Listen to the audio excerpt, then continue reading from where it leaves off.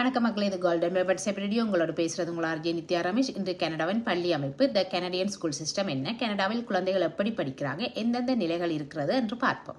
முதல் நிலை பிரைமரி ஓ elementary school. இதுதான் குழந்தைகளின் முதல் படி, த ஃபவுண்டேஷன் ஸ்டேஜ். பொதுவாக கிண்டர் கார்டன் முதல் கிரேட் 6 வரை reading, writing, math, physical education குழந்தைகளின் அடித்தளம் இங்குதான் உருவாகிறது. இரண்டாம் நிலை middle school.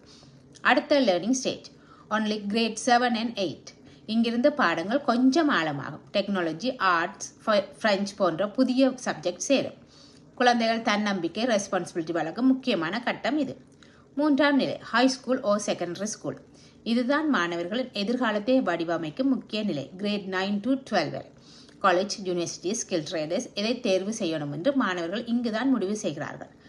Guidance, councillor support கிடைக்கும். அதனால் ஃபியூச்சர் பிளானிங் ரொம்ப கிளியராக இருக்கு. சில பொதுவான தகவல்கள். பெரும்பாலான பள்ளிகள் அரசு பள்ளிகள், பப்ளிக் ஸ்கூல், கட்டணம் இல்லை. அட்மிஷன் பொதுவாக ஹோம் அட்ரஸ் அடிப்படையில். பல இடங்களில் ஸ்கூல் பஸ் வசதி இருக்கும். இங்கிலீஷ் புதியதாக இருக்கும் மாணவர்களுக்கு ESL சப்போர்ட் கிடைக்கும்.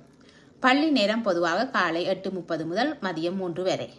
மொத்தத்தில் கனடாவின் பள்ளி அமைப்புகள் குழந்தைகளின் கல்வி, அவர்களின் வளர்ச்சி, அவர்களின் எதிர்காலம் மூன்றையும் சமநிலையுடன் கவனிக்கும் ஒரு ஸ்ட்ராங் அண்ட் நம்பகமான சிஸ்டம். இதுதான் இன்றைய தெரிந்து கொள்வோம். அடுத்த நிகழ்ச்சி இன்னும் ஃப்ரெஷ்ஷான யூஸ்ஃபுல்லான தகவலோடு